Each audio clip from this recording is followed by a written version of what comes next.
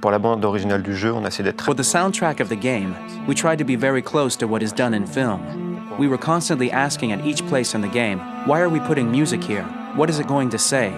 So we focused the music on bringing emotion, which is interactive and supports the character's arc. I'm sorry. We make games that are very narrative.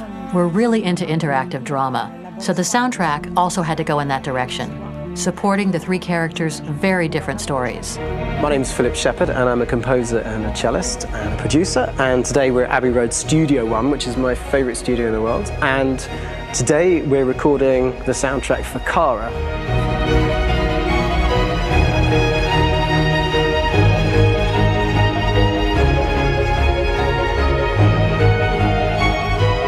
So when I compose a big project, I often travel just to kind of get out, and get some fresh air and some inspiration. I had a log fire in the room that I was staying in, and the flames were kind of making absolutely direct music. And it became the basis for Kara's theme, and it sounds something like this.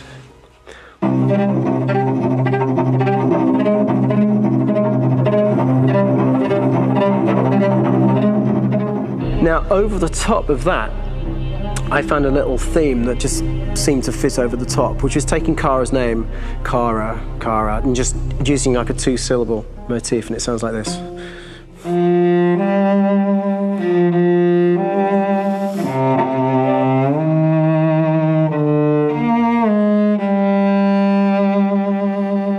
going to pull through this, Alice. As long as we're together, nothing can hurt us.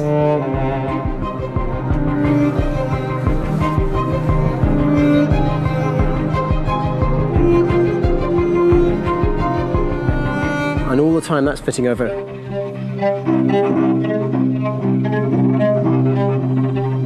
So it kind of works in lots of levels. And in fact, every single theme in the score has one of those elements built into it. And it becomes sort of the DNA of every single tune.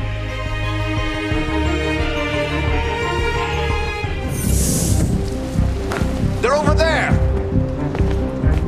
Starting a new project, for me personally, it's always finding the right tone, finding the right color, I like to call it. For me, it's finding that right texture that actually sits against picture really well. One of the biggest things is I created custom instruments for Connor.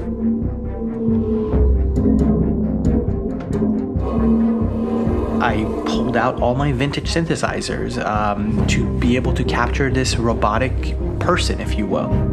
As soon as you see Connor the first time, there is a really interesting thematic idea that you hear, and that's just made out of a Moog synthesizer, but completely manipulated in multiple ways. And it's robotic. It has a little bit of an emotional to it. He's on his mission, so you feel that as well. So it just kind of gives you that cold, motionless, with a mission in hand that you kind of feel throughout the whole thing.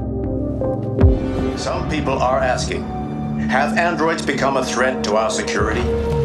When I first started really digging in on Marcus, the one thing that I really tried to capture was the transformation process. Marcus is this android that evolves over the course of the game and really goes from kind of figuring out that he's more than just an android. He's starting to develop kind of a human soul in a way. The other side of Marcus that I really latched onto was that he almost became a savior for a lot of the other androids in the game. So when I started developing the theme for Marcus, I really made it like a church hymn.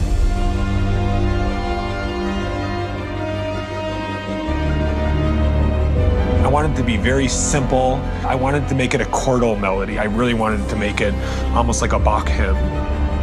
The tough thing with that is it had to be recognizable. If I made it too complex from a harmonic standpoint, it would be hard, I think, for people to kind of pick it out and recognize it.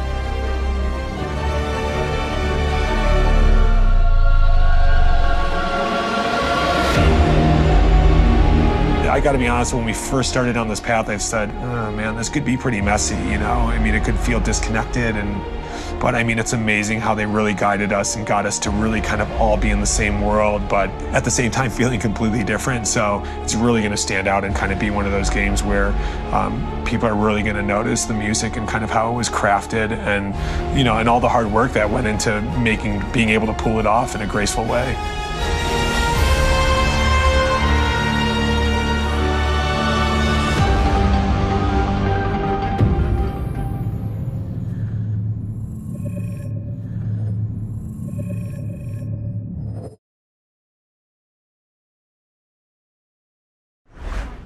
プレイステーション